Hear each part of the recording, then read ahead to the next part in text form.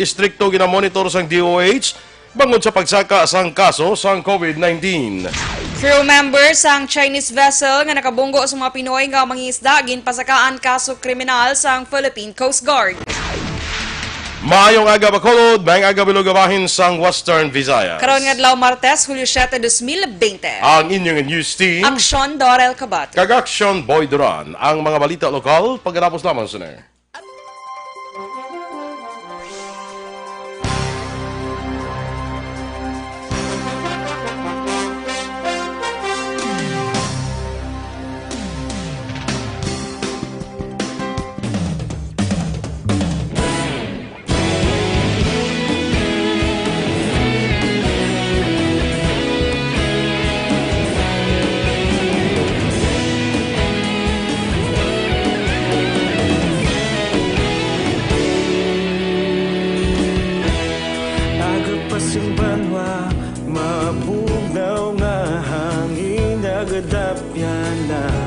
Ikaw nang ginapamatian namon ginasandigan. Tingog sang probinsya kamatuuran ginapalap na.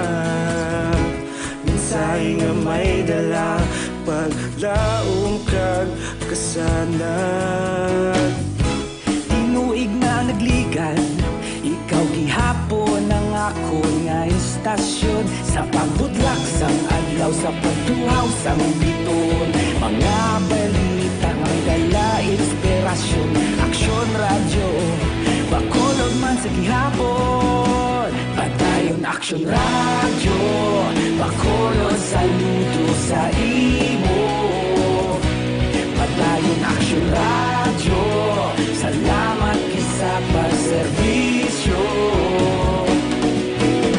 Patas kag balanse, matuod nga mensahe, wala sang ginadampigan.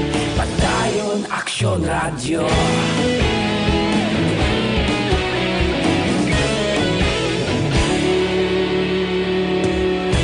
Bacolod nun kag Negrosanon, inyong pamatian.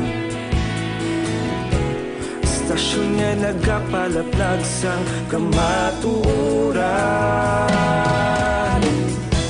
Mabakod nga prinsipyo, reporter handa sa serbisyo. Kahapon, karon kag sa gihapon, kita magapadayon. Tinuig na nagligan, ikaw gihapon ang ako nga istasyon. Sa pagbutlak sang adlaw, sa pagtuhaw sang biton. Mga balita nga may dala inspirasyon. Aksyon radyo, Bacolod man sa gihapon. Padayon Aksyon radyo, Bacolod saludo sa imo. Padayon Aksyon radyo, salamat sa pagserbisyo. Patas kag balanse, matuod na mensahe, wala sang ginadampigan. Padayon Aksyon radyo. Una sa balita, una sa aksyon, sa Bacolod Aksyon Radio. Una sa balita, una sa aksyon, sa Bacolod Aksyon Radio. Ikaulog na na'y sabsang anong nagkalintangan. Responsable na pagbalita, pagdayon na ipalat na. Malasig pero sigurado, aksyon na may dala pagpalanggan.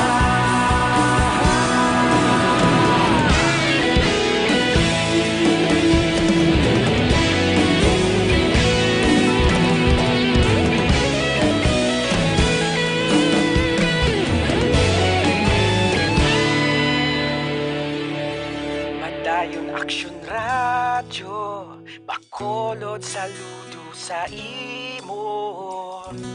Padayon Aksyon radyo, salamat gid sa pagserbisyo.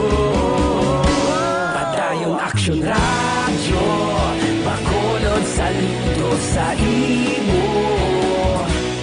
Padayon Aksyon Radyo, salamat din sa paserbisyo. Patas kag balanse, matuod nga mensahe, wala sang ginadampigan. Padayon Aksyon Radyo.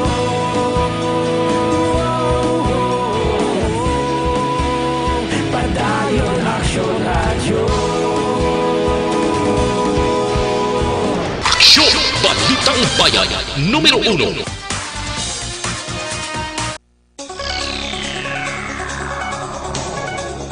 Aksyon Radio Philippines Standard Time, 7 minutos na nagaligad sa track ng alas 6, detalye na sang mga balita lokal.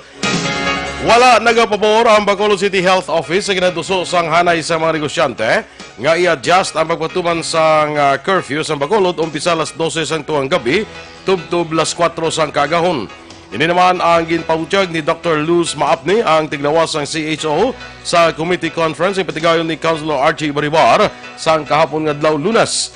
Sa sininga committee conference, ginpahayag ni Dr. Maapni nga posible magpasugot ang CHO nga amendahan ang ordinansa sa tion nga magnubo ang kaso sa COVID-19 sa Bacolod. Mag-operate na ang biolab sa Corazon Locsin Montelibano Memorial Regional Hospital, ma-regulate ang pagpapauli sa mga locally stranded individuals, kag maibanan ang backlog sa mga test results.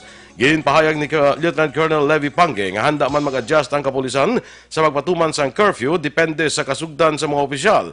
Sunod kay Pange, kung basihan ang ilang record sa ginpatuman ang curfew sa syudad, nagnubo ang crime rate kag ang traffic accident sa Bacolod. Base sa record sa BCPO, humalin Marso tubtub Hulyo 2004 kung Hulyo 2, 4,354 na ang naglapas ang curfew ordinance. So maybe if we could have the Corazon Locsin facilities operational, and we have now less backlog of the number of results coming in, then we will see about how we go about. Okay. Ang kabahin sa pahayag ni Dr. Luz Maapni sa City Health Office. Nagpapanaog sa panibagong executive order si Murcia Mayor Victor Hirado Rojas nga nagaliwat sa oras ang curfew nga ginapatuman sa Barangay Minoyan, Banwas ang Murcia nga karon ginpaydalom sa Enhanced Community Quarantine sa Executive Order Number 76A Series of 2020 nga ginpapanaog ni Rojas magasugod na alas 8 sang gabi tubtub alas 4 sang kagahon ang curfew sa tanan nga residente sang Barangay Minoyan. Apang ginklaro ni Rojas nga dapat magpabilin sa sulod sang itatag sa kamapulian ang mga vulnerable sa COVID-19. Ginklaro naman ni Rojas nga mapumuluyo naman sa Purok News site Barangay Minoyan ang sa gihapon wala ginapadagutan nga makagwa sa ilapulian samtang ginpaydalom sa Extreme Enhanced Community Quarantine ang amo nga lugar. Samtang patay naman ang mag-live-in partner matapos ginlutang mga 7:45 ang takna sa itong gabi sa Hulyo 5 sa Sitio Buli, Barangay Rizal, Siyudad sang San Carlos. Ang nagkalamatay ginkilalang kasantay Joselito Mahinay Hisman, 35 anyos, kag Maricel Lumayno Alastra, 35 anyos, lunsay residente sang nasambit nga lugar. Ang suspect naman kilala kay Jose Benji Mahinay Hisman, 40 anyos, kag barangay tanod sa Bacolod kun sa Barangay Rizal sa Uman nga syudad. Sunod kay Police Major Mark Angelo Junco, ang hepe sa San Carlos PNP, una nga nag-inaway ang magutod bangod sa kwarta sang paho nga ginabaligya antes ang pangluthang ang mga biktima. Doon pa ni Junco nagpanulod sang paho sa sako ang mag-live-in partner. Sa inisla ang ginlutang sang suspetsado gamit ang kalibre 45 nga armas lutang kag gilayon man nga nagpalagyo. Inaway pinamilya ang nagwa nga rason sa investigasyon sa San Carlos PNP angot sa amo nga insidente. Hilway na sa katalagman ang 5 sa 7 nga upod sa aksidente nga pagbunggo sang auto sa isa ka pulian sa Barangay Napoles, Syudad sang Bago sa Domingo sang gabi. Sunod kay Police Major John Joel Batus-Batusan ng hepe sang Bago PNP, nakagwa ng duha nga gindala sa Bago City Hospital apan nagapabilin pa sa Corazon Locsin Montelibano Memorial Regional Hospital o kon CLMMRH ang tatlo apang yara na sa maayo nga kondisyon. Padayon ang investigasyon sa otoridad sa mga aksidente lakip na ang pagkuha sa impormasyon sa mga tao sa pulian nga ila nabungguan. Nabaluan sa sining aksidente patay Sanday Ronald Sudoy kag Joe Marie Odani. Nagkalapilasan naman Sanday Joseph Bagatela nga among driver sang salakyan, Rafi kag Romel Halaya, Judith Kilantang kag Judy Abelio. Samtang nakibot man ang pamilya Katahay sang naguba ang ilas ning balay matapos aksidente nga nabungguan sang isa ka auto sa nalinig gabi sa Purok Mainugyunon, Barangay Napoles, Siyudad sang Bago.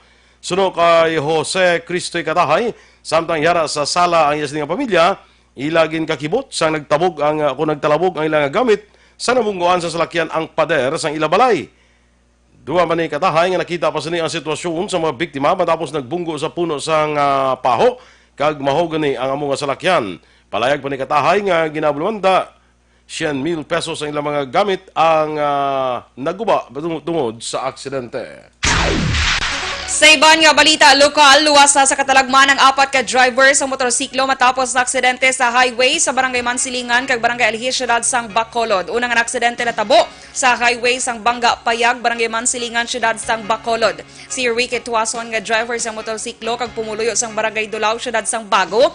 Nakabunggo sa motorsiklo ang ginamaneho ni Dennis Villanueva sang Barangay 3, Siyudad sang Cabancalan. Si Tuason ang ginabulong sa Corazon Locsin, Montelibano Memorial Regional Hospital. Samtang yara naman sa Bacolod Adventist Medical Center, si Villanueva. Sunog ang Police Lieutenant Florentino Abalayan, ang hepe sa Police Station 7, mabulig ang pamilya ni Tuason sa hospital ni Villanueva. Ginpagawa naman kahapon sang aga sa custodial facility sa Police Station 7, si Julius Licera nga pumuluyo sang Barangay Alhis, Siyudad sang Bacolod.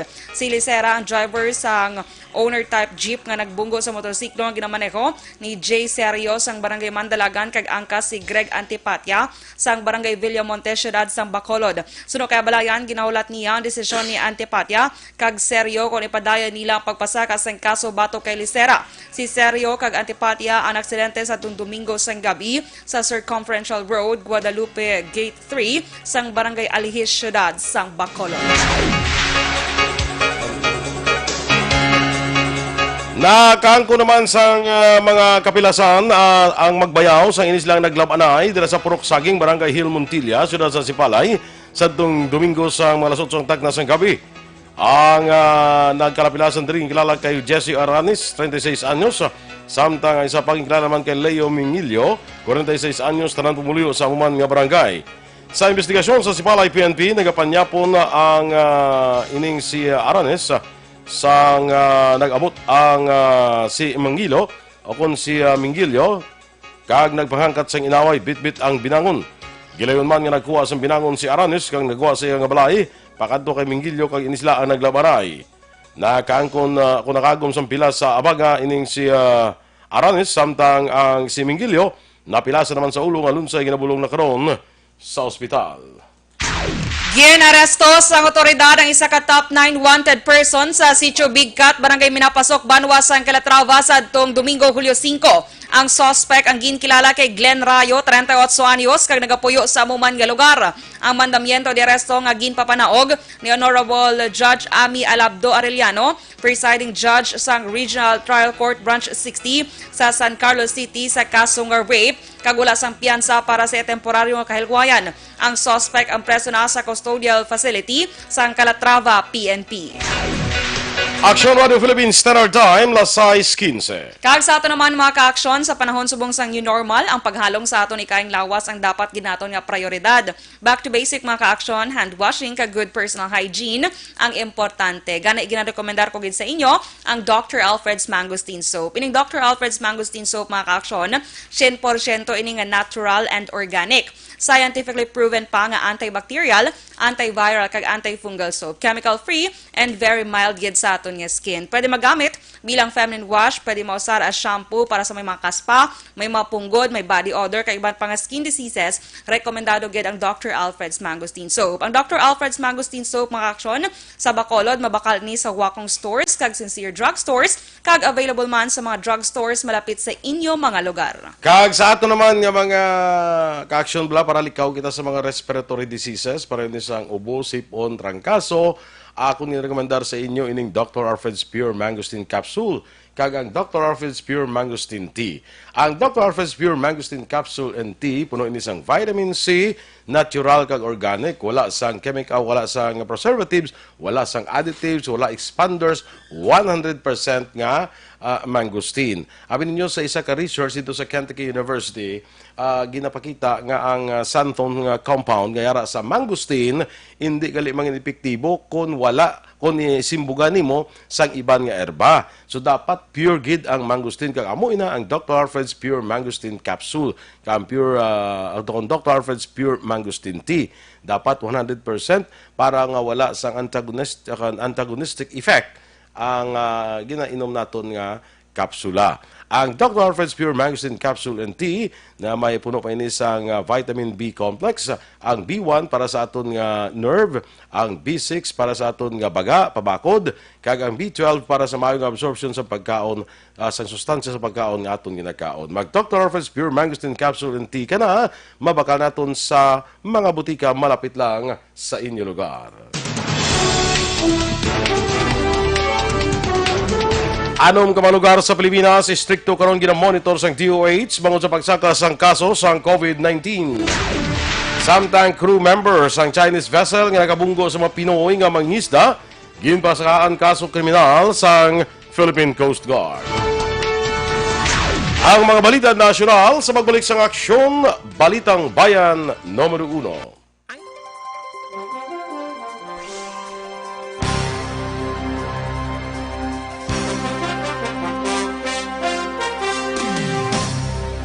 Sa dinami-dami ng usapin ngayon tungkol sa COVID-19, nangingibabaw ang tanong tungkol sa expanded testing. Ano nga ba ang expanded testing? Bago natin sagutin ito, mahalaga munang malaman natin kung ano ang confirmatory test para sa sakit na COVID-19. Ang reverse transcription polymerase chain reaction o RT-PCR ay isang laboratory test na tumutukoy sa mismong virus sa loob ng tao. Ang RT-PCR ang siya lamang test na ginagamit upang makonfirm ang sakit na ito. Kaya nitong alamin kung may virus na sa katawan ng isang tao bago pa man lumabas ang sintomas. Kaya naman sa ating expanded testing, RT-PCR ang ginagamit natin ngayon. Hindi ito katulad ng rapid antibody-based tests o RATs na tumutukoy lamang ng antibodies sa katawan. Sino-sino ang kabilang sa expanded testing? Sa expanded testing, ang mga sumusunod na mga tao na may history of travel sa isang lugar na may COVID-19 o nakisalamuha sa taong may COVID-19 ay sasailalim sa RT-PCR test. Una, mga pasyenteng may malubha at kritikal na kalagayan. Ikalawa, mga pasyenteng may edad 60 pataas, pasyenteng mayroong ibang sakit, o mga pasyenteng may maselang pagbubuntis. Ikatlo, mga pasyenteng may bahagyang sintomas. At ikaapat, iba pa nating kababayan at mga healthcare workers na walang sintomas ngunit may travel history o contact. Mayroon na tayong mga laboratorio na kayang gumawa ng RT-PCR sa Luzon, Visayas at Mindanao. Sa kasalukuyan, layunin ng ating gobyerno na tumaas pa ang health system capacity ng bansa upang matest sina lolo, lola, kuya at ate na pasok sa populasyong kailangan ng testing. Ginagawa natin ito upang mabigyan ng tama at agarang atensyong medikal ang mga pasyente at para matukoy ang iba pang tao na nakasalamuha nila. Mahalaga ang pagpapatest sa paglaban sa pandemya, pero mas mahalaga kung mapapanatili ang kalusugan ng ating katawan. Mas mainam kung lalabanan natin to ng sama-sama. Ika nga, prevention is better than cure. Pag-exercise, kumain ng tama, practice cough etiquette, sundin ang 1 meter rule sa physical distancing, maghugas ng kamay, at higit sa lahat, kung maaari ay magstay at home. Samahan kami sa susunod na video para malaman ang kaibahan ng RT-PCR sa RATs.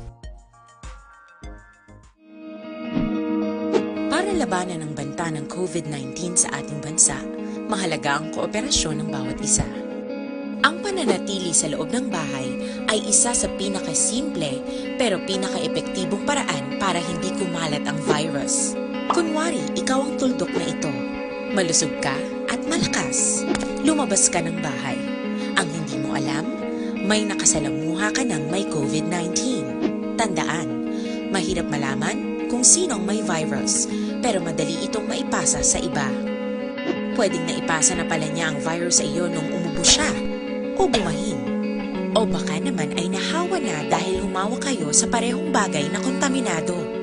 Ngayon ay mayroon ka na ring COVID-19. Isa ka ng carrier na makakahawa sa iba. Dahil maaaring ilang araw pa bago lumitaw ang sintomas na ubo, sipon, hirap sa paghinga at lagnat. Pwede ring wala kang nararamdamang sintomas, ngunit nakakahawa ka pa rin. Pag-uwi mo sa bahay, maaari mong mahawahan ang iyong pamilya. Kasama na rito ang lolo at lola mo o ang mga magulang mo na may edad. Sila ang may pinakamahina na depensa laban sa virus. Ang mga may sakit sa puso, diabetes, high blood, at iba pang pre-existing conditions, at mga buntis, mahina ang panlaban sa COVID-19. Kapag na-infect ang taong mahina ang immune system, posibleng magkaroon siya ng malalang karamdaman at kailanganing dalhin sa ospital. Sa patuloy na paglabas ng bahay at pagpunta sa pampublikong lugar, tinatayang maaari kang makahawa ng 3 pang tao at sila makakahawa ng mas marami pang iba. 20% ng mga nahawa ay maaaring maospital at dadami ng dadami ito habang mas kumakalat pa ang virus. Bukod sa dumaraming COVID-19 patients, marami pang ibang may sakit ang nasa mga pagamutan. Ang mga pasyenteng malubhang-malubha na ang karamdaman, hindi na maaasikaso. Wala ring lugar para sa mga pasyenteng may ibang karamdaman. Kaya nating iwasan ang patuloy na pagkalat ng COVID-19 kung iisipin natin ang kapakanan ng iba. Kailangan nating isipin at kumilos na parang bitbit na natin ang virus para hindi ito kumalat pa sa iba. Sundin ang social distancing. At hanggat maaari, manatili sa loob ng bahay. Kung talagang kinakailangang lumabas, panatilihin ang 1 metrong layo sa ibang tao. Maging malinis din sa katawan at sa kapaligiran. Parating maghugas ng kamay gamit ang sabon at tubig. At i-disinfect ang mga bagay na madalas hinahawakan. Ang mahalaga, mapabagal natin ang pagkalat ng COVID-19. Para mas kakaunti ang mga kailangang magpa-ospital at mabawasan ang mga Pilipinong magkakasakit. Magiging epektibo lamang ito kung mananatili tayo sa bahay. Sundin ang social distancing. Isang maliit na sakripisyo para sa buhay ng kapwa nating Pilipino. Tulong-tulong tayo. Let's beat COVID-19.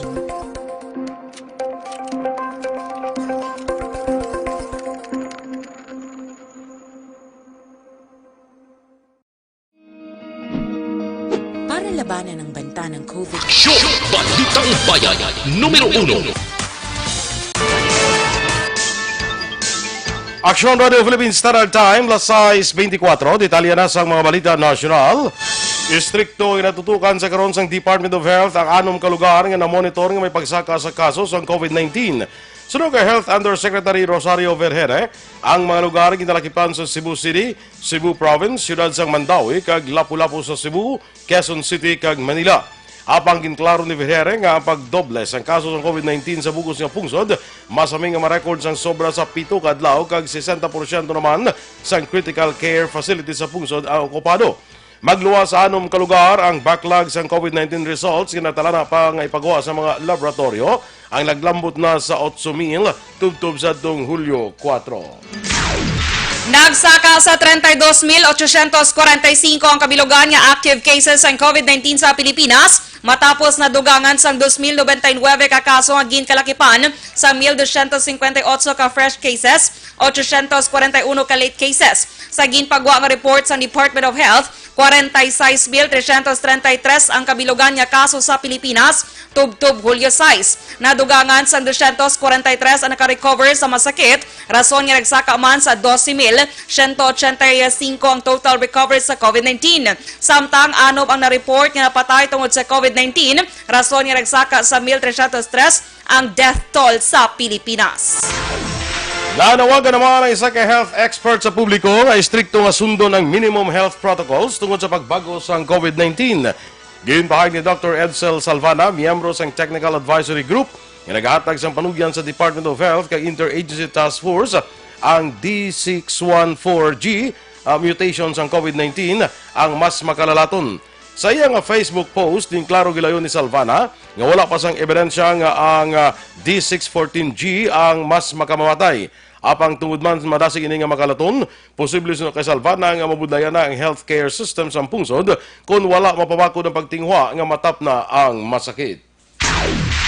Ginpasakaan sa kaso kriminal sa Philippine Coast Guard ang mga crew members ng MV Vienna Wood nga mo ang nakabunggo sa fishing vessel sa mga mangisda nga Pinoy nga mo ang FB Liberty 5 sa baybayon sakop sa Occidental Mindoro nagligad nga semana. Ginkompirma sa PCG ang kaso ng reckless imprudence resulting in homicide kag damage to property batok sa shipping company, master kag officer sang Hong Kong registered boat carrier. Suno kay PCG spokesman Commodore Armand Balilo, ang kaso ginpasaka sa Provincial Prosecutor Office agud may baloan kung may probable cause. Dugang pa ni Balilo si PCG Station Commander of Occidental Mindoro Lieutenant Valerie Lagua among kung amo ang nagreklamo kag nagtestigo naman ang mga PCG personnel, responder kag mangingisda.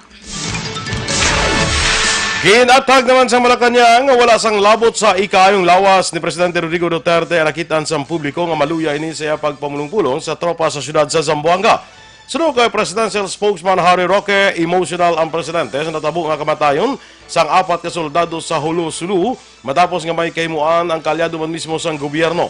Duwa man ni Roque, makitaan sa nawong sang presidente kung daw ano ini kasubo matapos mabatian ang balita kay samtang nagapamulong-pulong ini, nabatian pa ang pagsagrak sa iya tingog. Palayag pa ni Roque, dito niya nakitaan kung daw ano kasubo ang nabatyagan sang presidente, kagin paanggid pa sini sa amay ang chief executive nga nadulaan sang kabataan tungod nag-ilinaway. Duha ka opsyon ang pagapilian ni Presidente Rodrigo Duterte para sa iyang State of the Nation Address o konsona sa Hulyo 27. Suno kay Presidential Spokesman Harry Roque, ginistoryahan na kon personal nga magakadto ang presidente sa Kongreso kag may 50 ka mamalida lamang halin sa Kamara kag Senado. Isa sa opsyon na ang live telecast pero kinahanglan limitado ang kapasidad tungod naka-general community quarantine pa ang Metro Manila. Magalawig ang GCQ sa Metro Manila tubtob Hulyo 15. Samtang nagpabulig na sa National Bureau of Investigation si Cavite Representative Boying Remulla matapos pila sa kadlaw na nga cyberbullying sa iya. Sa hearing sa House Committee on Legislative Franchises kag House Committee on Good Government and Public Accountability, ginpahayag ni Remulla nga nag-file ni siya sang reklamo sa NBI angot diri.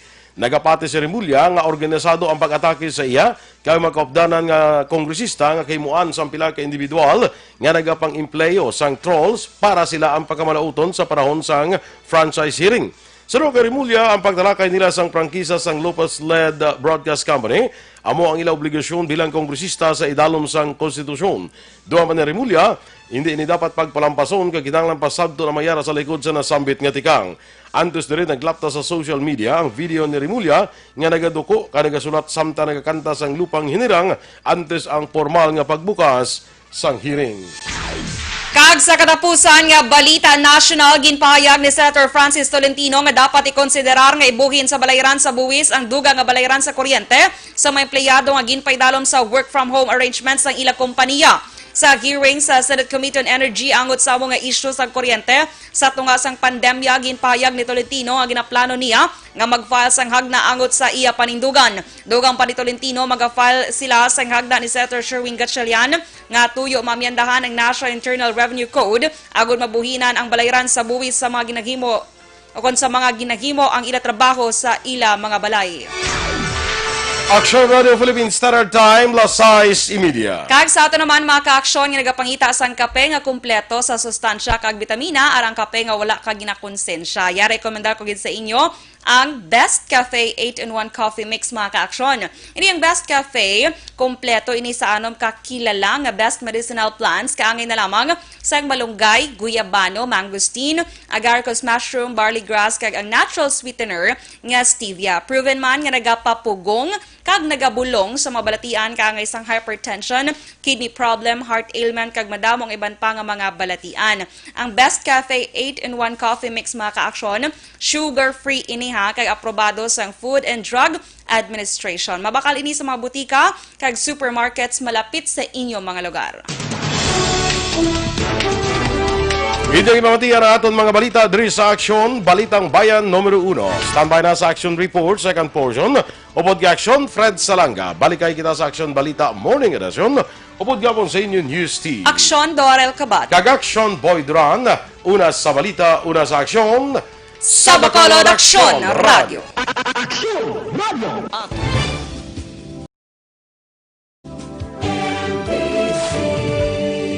Manila Broadcasting Company. Sa balita, komentaryo, issue,